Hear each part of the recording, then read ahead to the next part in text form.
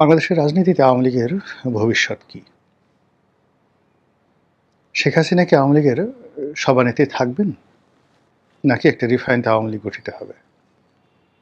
শেখ পরিবারের মধ্যে কি নেতৃত্ব থাকবে? নাকি শেখ পরিবারের বাইরে এই নেতৃত্বে কেউ আসবে? দলের যে সকল নেতৃবৃন্দ, সিনিয়র নেতৃবৃন্দ যারা আছেন ভারতে কিংবা বাংলাদেশের জেলখানাতে, আগামীর যে রাজনীতি, আওয়ামী লীগের রাজনীতি তাদের হাতে থাকবে? নাকি নতুন একটা নেতৃত্ব আসবে?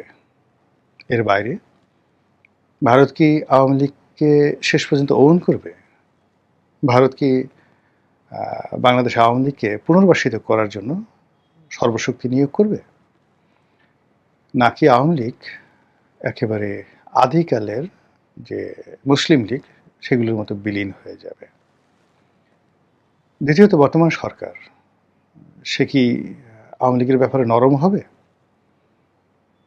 নাকি সরকার এখন যেভাবে আওয়ামী লীগকে নিষিদ্ধ করেছে ওই যে সিদ্ধান্ত সেই সিদ্ধান্তের উপরে অবিচল থাকবে এবং বাংলাদেশে আমিদের বা আমি এবং মামু এই মামুদের যে রাজনীতি, যে কথাগুলো এখন জনপ্রিয় হয়ে গেছে, আমি এবং মামু, এই আমি এবং মামুর রাজনীতি চলতে থাকবে যতদিন না পর্যন্ত আর একটা গণ অভ্যুত্থান না হয়, যতদিন পর্যন্ত মানুষজন তাড়িয়ে না দেয়, যতদিন পর্যন্ত তারা ব্যর্থ না হয়। আসলে কি হতে যাচ্ছে এই বিষয়গুলো চায়ের টেবিলে, পর্দার আড়ালে, সামনে এবং যেখানে সুযোগ আছে টেলিভিশনের টক শো, যেটা এই মুহূর্তে যেটিকে বলা হয় পাবলিক পার্লামেন্ট, সেই পাবলিক পার্লামেন্টে কিন্তু আলোচিত হচ্ছে। জাতীয় সংসদে অনেক বিষয় আলোচনা হচ্ছে না, করা যাচ্ছে না বা হবে না, কিন্তু আমাদের যে সামাজিক মাধ্যমগুলো এখন এটা বলতে গেলে পাবলিক পার্লামেন্টে রূপান্তরিত হয়েছে। টেলিভিশনগুলো এখন আংশিক হলেও, সব টেলিভিশন সব বক্তব্য প্রচার করতে পারে না, সব বক্তাকে আনতে পারে না, কিন্তু মোরাল হচ্ছে এখনও টেলিভিশন টক শোতে যে আলোচনাগুলো হচ্ছে সেই কোনো আলোচনাতেই রাজনীতি নামক যে অধ্যায়টি রয়েছে সেই অধ্যায়টিতে আওয়ামী লীগকেও বাদ দেওয়া যাচ্ছে না, শেখ হাসিনাকেও বাদ দেওয়া যাচ্ছে না। এই হলো বাস্তবতা।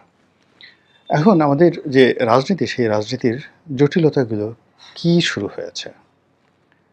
প্রবীণ রাজনীতিবিদ জনাব ফজলুর রহমান, অ্যাডভোকেট ফজলুর রহমান, তিনি অতি সম্প্রতি একটি সাক্ষাৎকার দিয়েছেন দৈনিক, ইংরেজি দৈনিক বিজনেস স্ট্যান্ডার্ডের সঙ্গে। তিনি এখানে খুব গুরুতর একটি অশনি সংকেতের কথা বলেছেন। সেটা হলো এই যে ঢাকা বারের নির্বাচন হলো, অত্যন্ত সেন্সিটিভ। ঢাকা বারের নির্বাচন হলো, তারপর এরপর সুপ্রিম কোর্ট বারের নির্বাচন হলো। তো ঢাকা বারের নির্বাচনটা হলো পৃথিবীর সবচেয়ে বড় বার কাউন্সিল। প্রায় ৩৫,০০০-এর মতো এখানে এনলিস্টেড আইনজীবী রয়েছেন। এই বার কাউন্সিলের যে গণতান্ত্রিক রীতিনীতি, এটা পুরো ঢাকা শহরকে ডমিনেট করে, বিচার ব্যবস্থাকে ডমিনেট করে এবং একটা সরকার এবং একটা রাষ্ট্রের যে গণতান্ত্রিক মন মানসিকতা এখান থেকে শুরু হয়।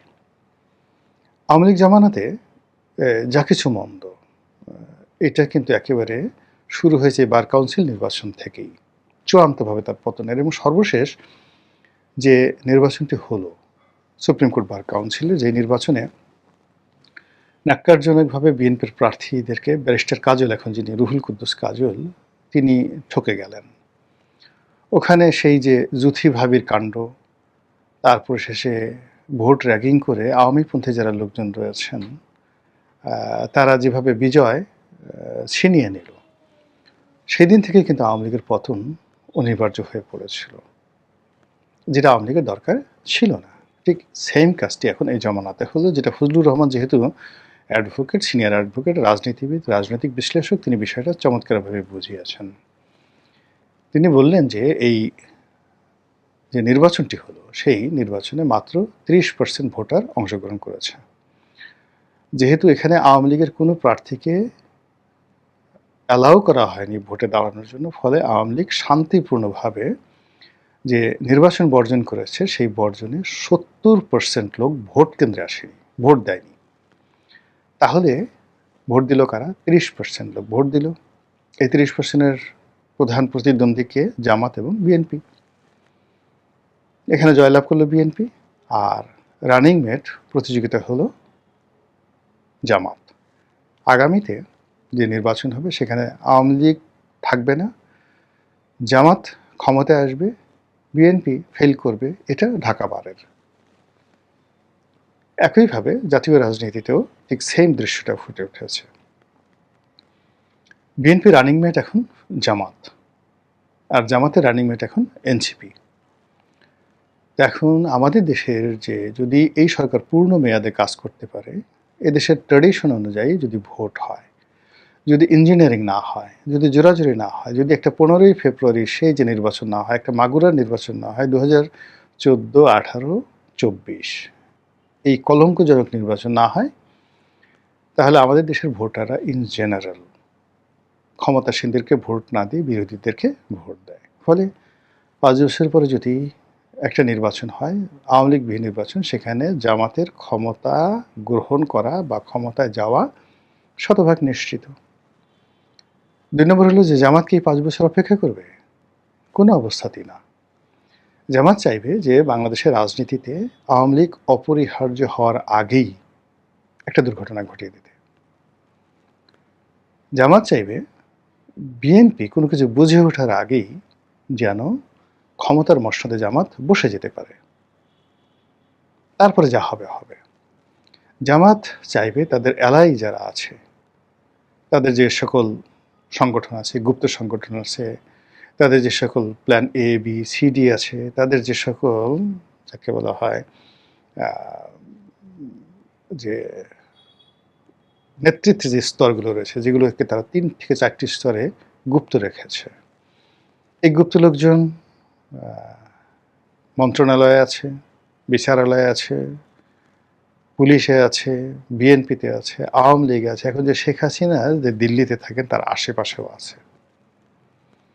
কাজেই তাদের কাছে যে টাটকা যে খবরগুলো আসে, সেই খবরগুলো হলো যে বিএনপি যদি অনুভব করে আওয়ামী লীগের দরকার, তাহলে জামাত নেই। আর আওয়ামী লীগ যদি মনে করে যে বিএনপির সঙ্গে তার সমঝোতা করা দরকার, তাহলে জামাত থাকে না।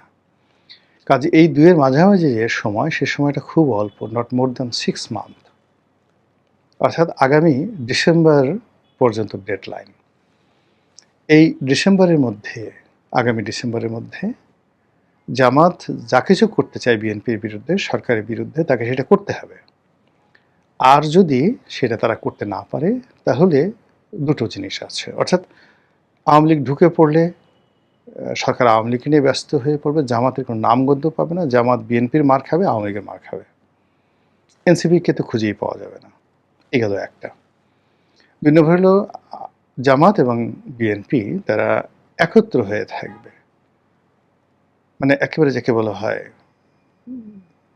এমন, মানে আমি এবং মামু দুজনে গলাগলি ধরে এমনভাবে আছি যে তৃতীয় কোনো শক্তি এখানে না গলাতে সাহস পাবে না। সেই অবস্থাতে যেটা হচ্ছে, ডিসেম্বরের মধ্যে বিএনপি তার সমস্ত ক্ষমতা একেবারে কুক্ষিগত এবং পাকাপোক্ত করে ফেলবে।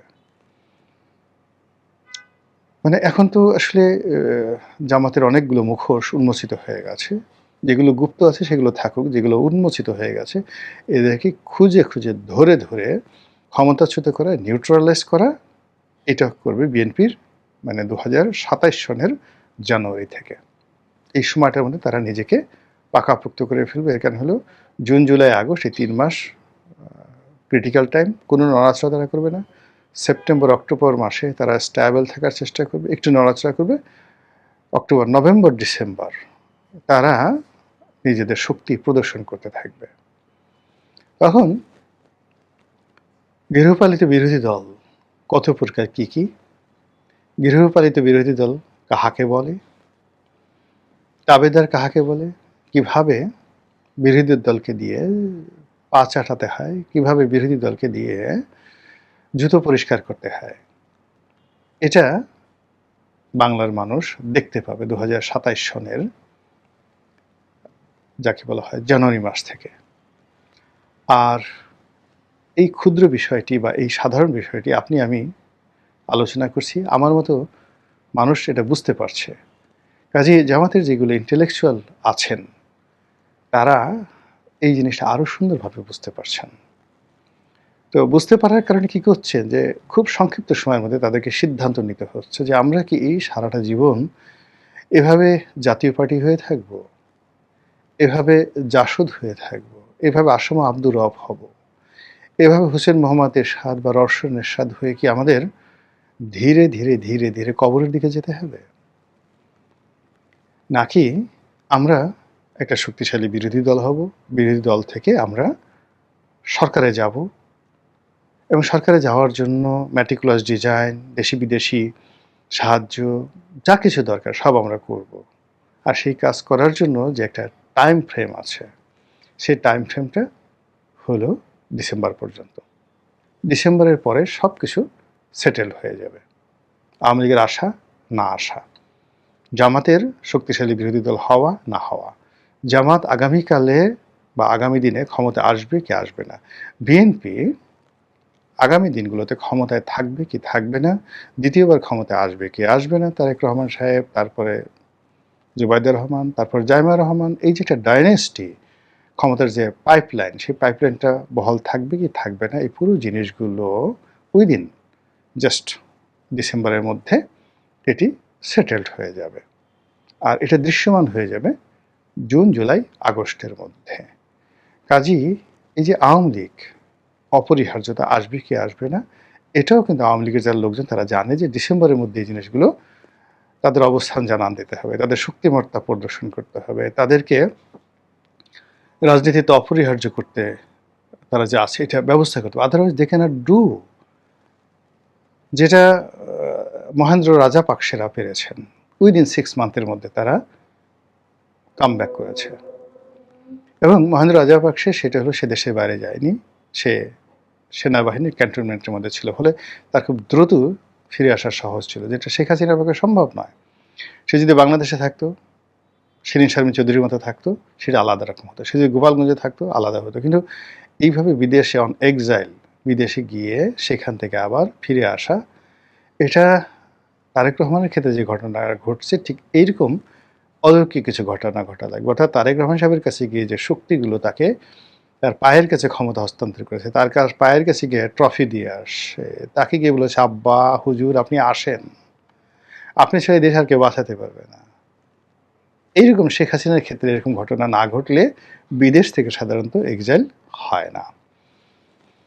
অন্যদিকে যে আমাদের পাক ভারত উপমহাদেশের সে রাজনীতি, সেই রাজনীতির মধ্যে যদি এই যে এখন ইরানের সাথে চীনের যে যোগাযোগ, ইরানের সঙ্গে আমেরিকার যে বৈরী সম্পর্ক, এটার যে শান্তিপূর্ণ সমাধান, সেই সমাধানে আমেরিকা যদি সম্মানহানি ঘটে, আমেরিকা দেউলিয়া হয়ে যাবে।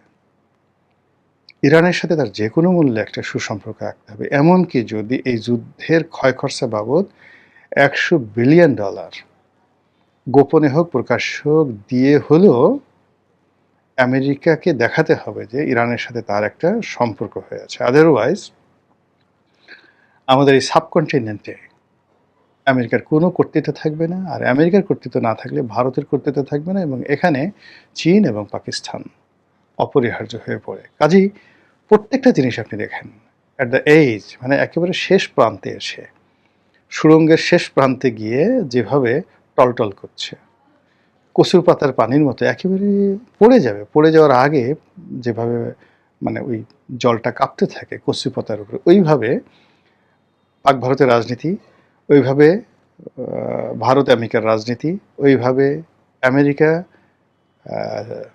পাকিস্তানের রাজনীতি, ওইভাবে বাংলাদেশ, চীন, পাকিস্তানের রাজনীতি, সব ঘুরপাক খাচ্ছে। আওয়ামী লীগ, বিএনপি, জামাতের রাজনীতি একইভাবে ঘুরপাক খাচ্ছে।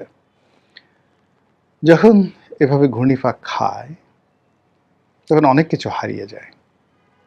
আগামীতে যে সমীকরণ আসবে, রাজনীতির সমীকরণ 2027 সনে জানুয়ারি মাসে, আপনি দেখবেন এখন যাদেরকে দেখছেন তাদের অনেককে দেখবেন না, আর যা আপনি কল্পনা করতে পারছেন না তাদের অনেককে আপনি দৃশ্যপটে দেখবেন। এটাই হলো যখন একটা ঘূর্ণিপাক হয়, সেই ঘূর্ণিপাকের আপনি যখন স্ট্রেট ওয়েতে চলতে থাকেন,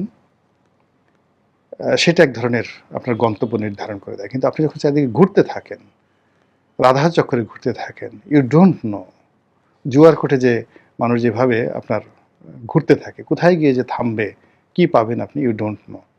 ঠিক এইভাবে এখন বাংলাদেশের যে রাজনীতিটি, পুরো রাজনীতিটা গ্লোবালের পার্সপেক্টিভে, আঞ্চলিক পার্সপেক্টিভ এবং বাংলাদেশের পার্সপেক্টিভে রীতিমতো একটা জুয়ার কোর্টে পরিণত হয়েছে।